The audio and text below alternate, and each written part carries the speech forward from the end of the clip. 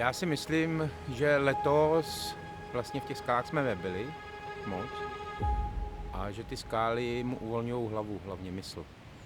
Takže tenhle rok, co bude, tak musíme chodit častěji do skal, protože ve skalách jsme byli před Asburkem, to jsme jeli vlastně přímo z Arka do Asburku, to byl první Evropák dospělých, na kterých byl a ten se mu úplně nádherně povedl, tam skončil na 4. místě. Jo.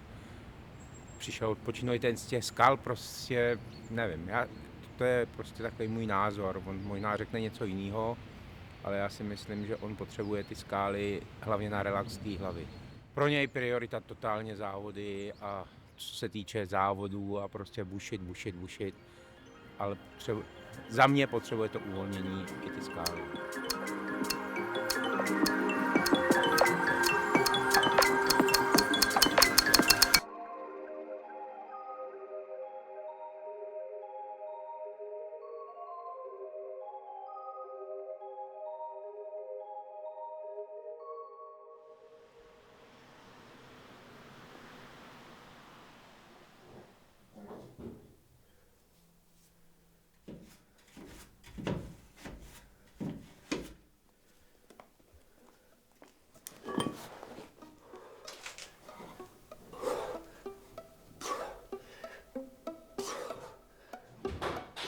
Tak ahoj, já jsem Honza Štípek a věnuju se sportovnímu lezení a lezení na skalách už 12 let. K lezení jsem se dostal vlastně úplně náhodou. Já jsem dost ze sportovní rodiny, vlastně táta hrál hokej, děda jezdil na kole. Já jsem dost dlouhou dobu jakoby plaval závodně, ale nebylo to něco, co by mě úplně extrémně jako naplňovalo. A pak jenom teta vlastně říkala, že bychom mohli jít s dětma na stěnu, protože já mám teda ještě další 3 děti, takže mám 4 děti. Tak jsme se brali, šli jsme na stěnu. No a tam se mu to hrozně zalíbilo, začal chodit na kroužek. Kroužek mu nestačil, takže si Ruda udělal trenérské kurzy a... No a nakonec to skončilo tak, že jsme chodili každý den na stěnu. Já jsem ho chodil jistit, takže jsem tam byl vesměs po každý s ním. A bavilo ho to a nakonec jsem začal se tomu věnovat i já, začal jsem se o to zajímat. Pak jsme šli s Editkou do skal, no a začali jsme chodit i do skal, no. No, lezení pro mě neznamená jako jenom sport, ale to pro mě už jako život a životní styl. A bez toho lezení si to asi nedokážu vůbec představit teďka. Tady mám vlastně schovaný všechny různé jako věci. Ohledně vlastně lezení, tady mám statutárního města Ústí nad Labem, vlastně ocenění. Tady je takováhle velká deska a tam jsou všechny vlastně noviny, různé diplomy, co jsem vlastně za těch 11 let nazbíral. A nebo tady to je zase jako knížka moje, kde mám takhle vždycky jakoby lidi, který jsem měl jako vzor třeba. Tady mám Martina Stráníka, tady Iva Vejmulová, Adam. Vždycky jsem se vlastně nechal s nima vyfotit a potom, když jsem je viděl znovu, tak jsem si tu fotku nechal i podepsat. Takže s mámkou a s taťkou. Ty jezdí se mnou všude, no. Tady vlastně moje asi jedna z největších podpor, můj děda.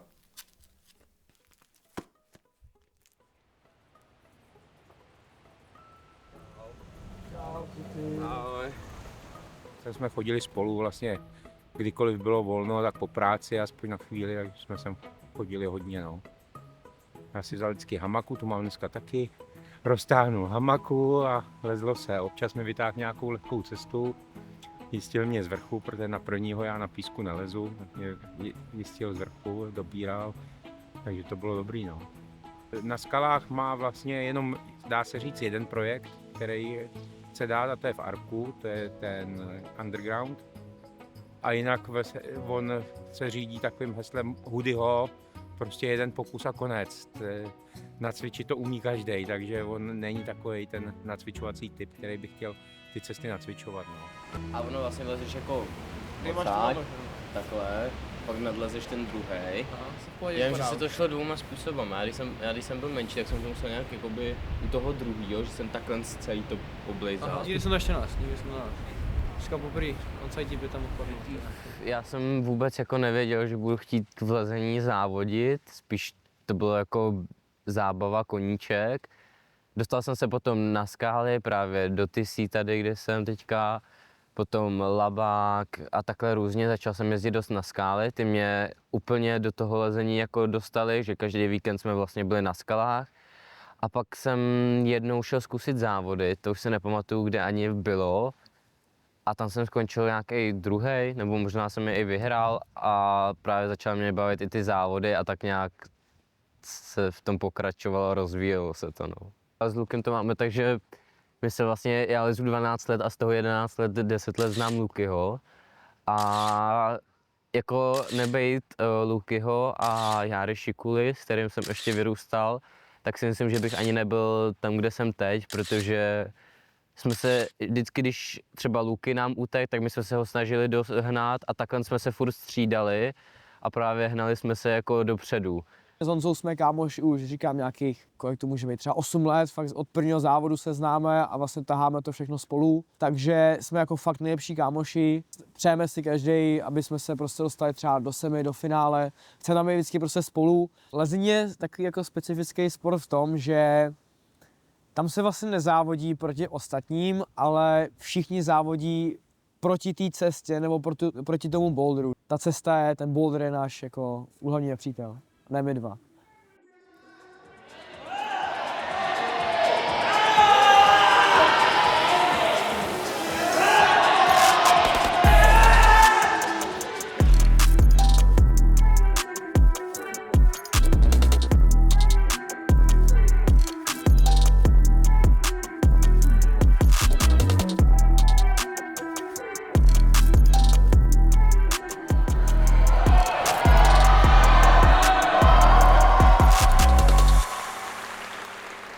Honza je úžasný syn, ale taky zlobivý, prostě puberťák. To, co ho baví, což mezi hlavní priority je teda lezení a nějaký ty věci, tak do toho jde na 100% a dělá absolutně všechno, co může. Mezi ty silné stránky Honzy asi patří cílevědomost a tvrdohlavost, což má asi po obou rodičích, oba jsme tvrdohlaví. To, co si řekne, tak to prostě on udělá to za každou cenu. Ale zase, když to nechce, tak to neudělá. Takže to je asi ta slabá stránka, prostě, že je tvrdohlavej. Docela dlouho mu trvalo, než vstřebal to, že může i prohrát. Že to není jenom o výhře, ale že to je i o prohře. Ale teď už je ve stavu, kdy ho ta prohra posouvá dál. Musím ho brzdit teda v tréninku, jo, protože jede nadmíru moc. V hlavě má nastaveno něco a já mu to říkám, aby prostě trošku ubral s těma věcma, že já musím. Snaž se líst tak, jak umíš a prostě jaký budeš, takový budeš, ale prostě nemůže si před závodem říct, já to jdu vyhrát a prostě to vyhraju a jestli to nevyhraju, tak jsem si zkazil celou sezónu. Jo? Takže to je ten tlak obrovský, který on na sobě zbytečně vytváří. Myslím si, že lezl vždycky rád, ale nejvíc se to v něm zlomilo v době covidu, když začal líst s Jindrou Hudečkem, když ho začal brát hodně do skal a objezdili v podstatě Francii, Itálii, tak tam asi si to v ty hlavě trošku přenastavil a přenastavil si to směrem, jako že to chce on a ne my. Ale myslím si, že motivace tam jako vždycky byla a teď je čím dál tím větší. Co? Jestli bývám nervózní, říkám, že vždycky.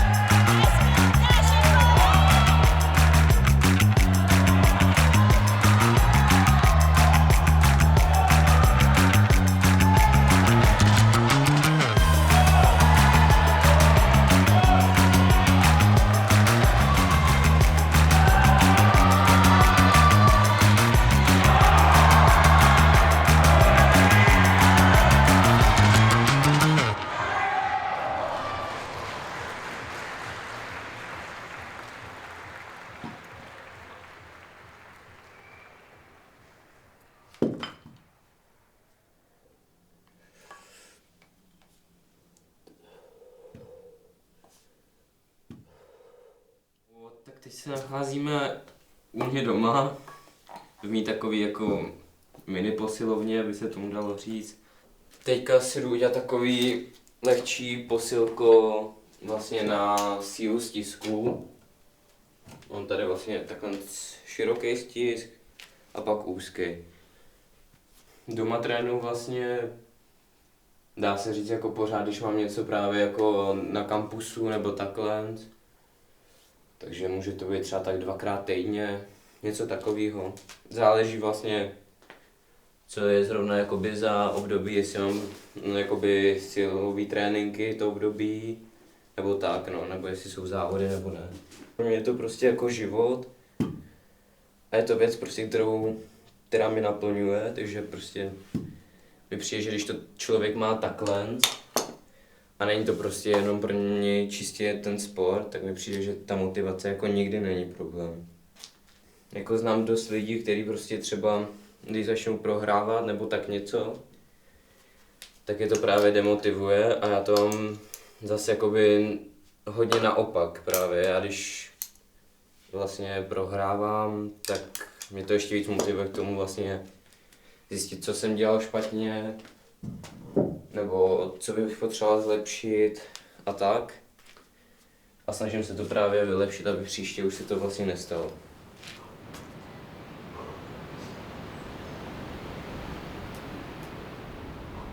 Ty vole, to jsou úplný mrtky, vole. Já nemám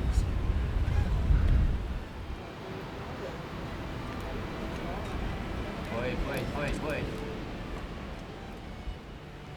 Mně to přijde právě hezký na tom, že to není jenom jako o tom, že ta cesta je těžká, ale o tom, že musíš být psychicky být připravený tam na moráte tu cestu. takovou těch chodit cesty v těch tisích, že prostě ta obtížnost jenom kvůli tomu, že tam je třeba jenom jeden kruh a kvůli té moráce, že jo, jak to je. Že prostě může být desedáčko, kde máš prostě jeden kruh, nebo i nějaký DVCčko, který, že jo, není zase těžký, ale máš tam prostě ten jeden kruh a... Ta hlava si to udělá většinou víc těžký, no. Těžký, no. Ty pičo, tak to byl hnusný krok.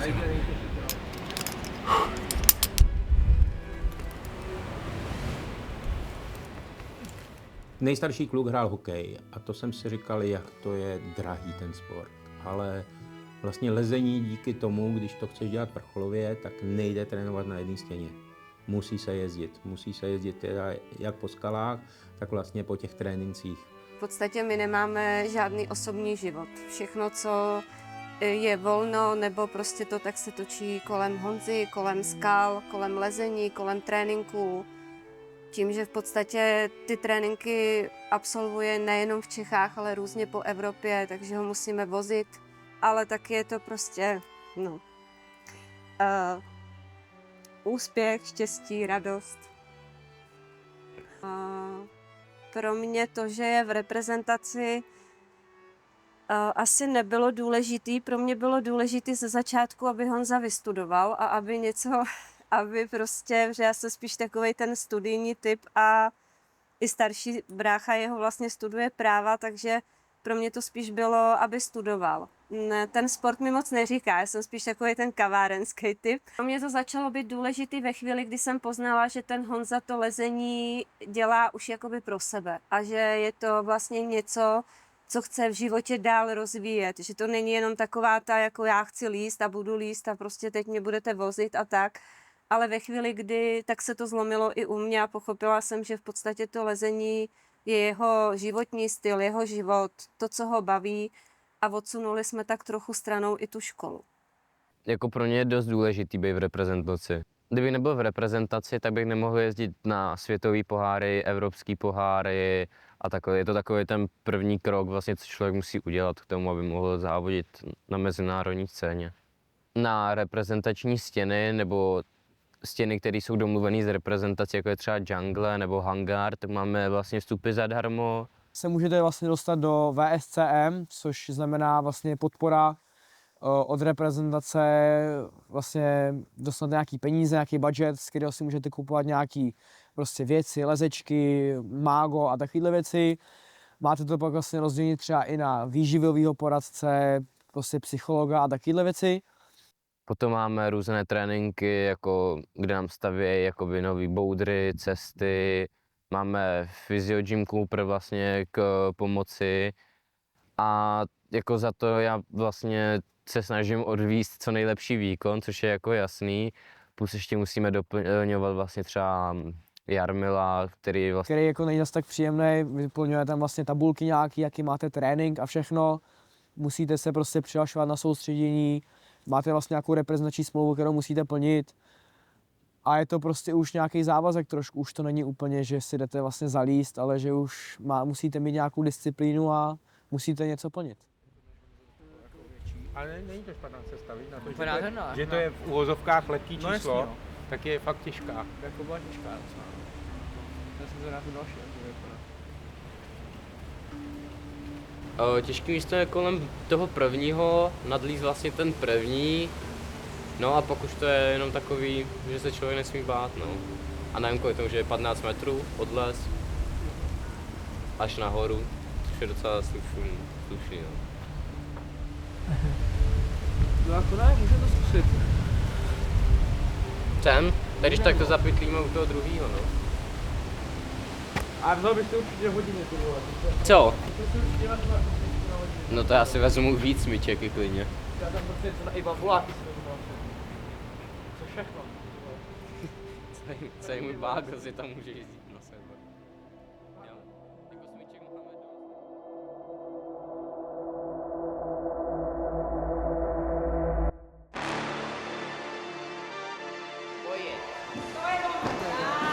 Dělej. Why do they doubt when the kid? I'm about to prove them all wrong again. I got a low tolerance, cause they don't even know what the problem is. It's me. You waiting on the boy to fail, to hold your breath and face your death. Cause you play a roulette with each step of the breath. No less, go ahead and place your bets. Cause we know where we at, we know we top tier. Cause us win. Takže 0-0 a čtvrka zóna 3. Tak já jsem Štěpán Wolf a jsem jeden z reprezentačních trenérů. Já jsem Saša Gendová a jsem trenérka mládežnické reprezentace. Tak jsme na bouldrovce na hangáru v Brně. Dneska tady probíhalo reprezentační soustředění. Měli jsme tady připravenou simulaci závodu pro naše reprezentanty. Měli jsme to rozdělené pro každou kategorii, jsme měli 4 bouldry ve formátu, který polezou i na mistrovství světa mládeže. Na to je to soustředění primárně dělaný. Takže si mohli jakoby vyzkoušet přesně to, co budou vlastně potom lézt na to mistrovství světa mládeže. A my sledujeme, jak jsou přitom nervózní, jak jim to jde, jak jsou připravení a vlastně na základě toho posuzujeme, jakou mají aktuálně výkonnost, na co se asi zaměřit dále v dalších trénincích. Podobných soustředění míváme tady tyhle bouldrový teda v průměru 1 za měsíc, ale je to spíš tak, že třeba v sezóně máme třeba co 2 týdny soustředění a pak mimo sezónu jsou tam třeba 3 měsíce úplně volno.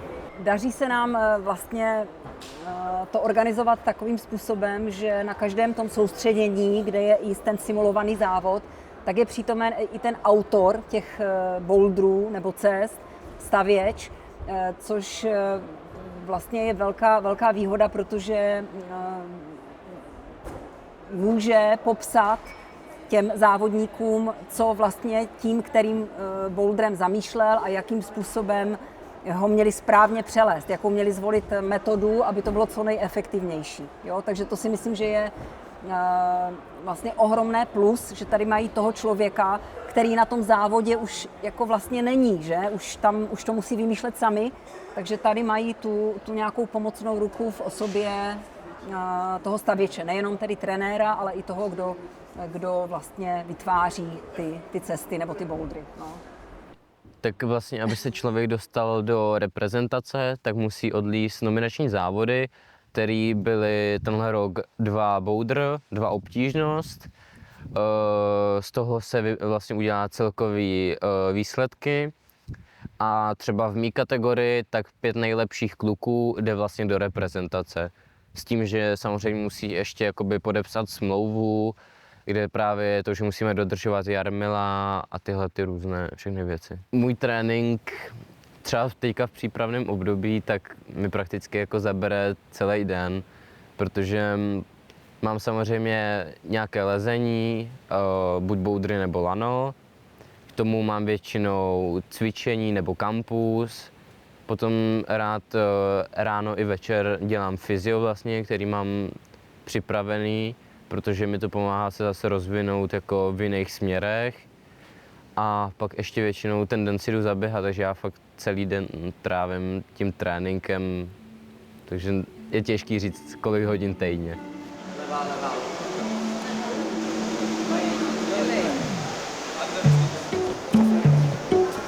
Tady teďka vymýšlíme takový kraviny. Upravujeme si trošku boudré, aby byly zajímavější.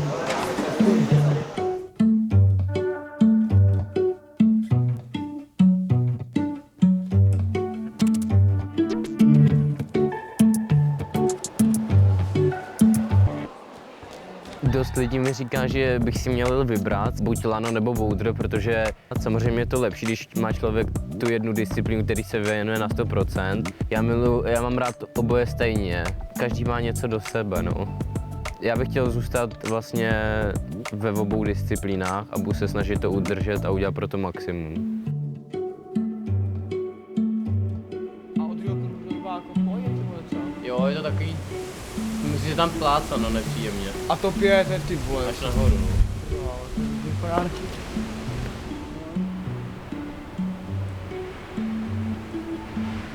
Těžký místo je kolem toho prvního, nadlíz vlastně ten první, no a pak už to je jenom takový, že se člověk nesmí bát, no.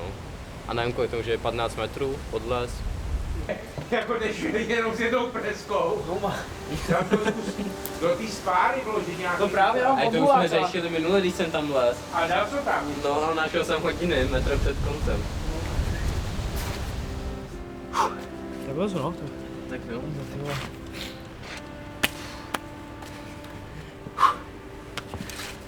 Není mi to příjemný, když prostě na písku má dlouhý odlezy a vím, že ať bych byl sebe lepší jistič, tak když spadne, tak to nedokážeš chytit, protože to nestihneš.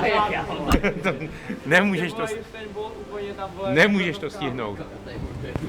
To vůbec nestihneš. Ty dospělácký závody jsou úplně jinak stavěný a dají mu podle mě o hodně víc než ty mládežnický. Vlastně on, když byl na tom prvním závodě v Innsbrucku, tak když začal jít semifinálovou cestu, tak mně připadalo, že prostě leze hrozně tvrdě, hrozně těžce už od začátku. A on vlastně, protože jsem na to koukal v televizi, já jsem tam nebyl, bohužel. A on mi říkal, tati, ale to nebylo tím, že to, ale u mládeže já jsem zvyklý, že do půlky cesty ta cesta je lehká. Že prostě lezu úplně v pohodě a já jsem do toho nastoupil a první krok těžký, druhý krok těžký, třetí krok těžký. A říkám, co to je? A prostě strašný mazec to byl.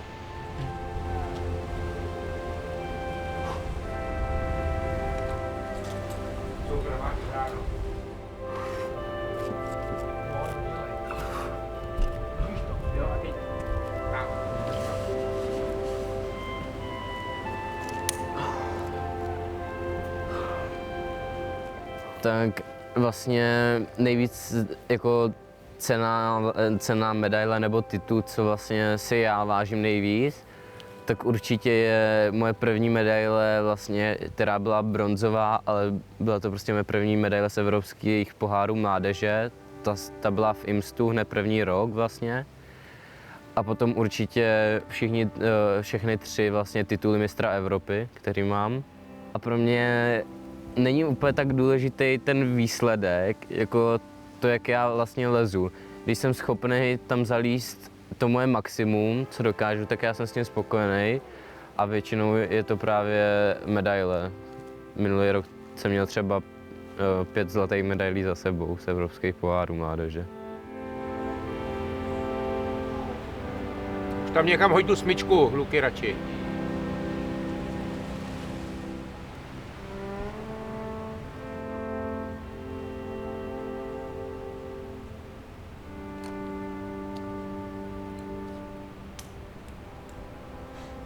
Jo, tak já jezdím s ním na závody, protože za prvý to miluju, tu atmosféru, všechno. Tak, a strašně mě to baví, takže já na ty závody jezdím fakt rád. No.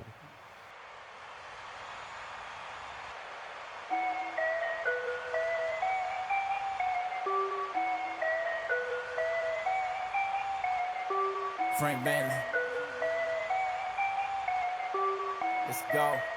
Yeah, make it look easy. Hey, stand up guy, boy, I'm 10 toes.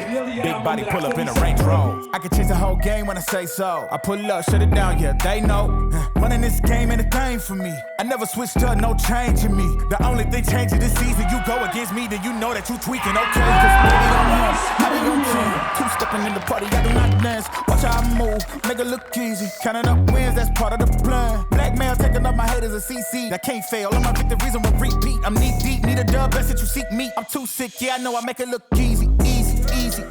Yeah, tell them don't try to play me. Yeah, I'm drippy on the daily. They can never count me out. They can never count me out. They can never count me out. They can never count me out. I know I make it look easy. Protože vždy je nejtěžší ten přechod z těch mládežnických kategorií mezi dospělé. To opravdu vyžaduje velkou sílu vůle, protože v tu chvíli jste vystaveni neskutečné konkurenci. Tam, kde můžete dominovat, najednou přichází ti nejlepší z celého světa. Nejenom z Evropy.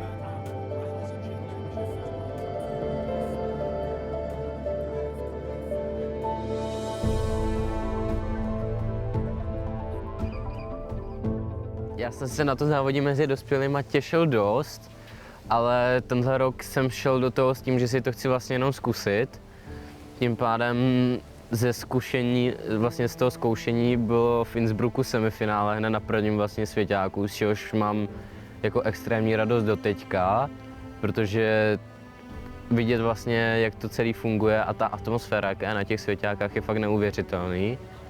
A myslím si, že jsem z toho pochytil jako dost věcí, na které se chci na příští rok připravit a vlastně příští rok už pojedu jenom svěťáky.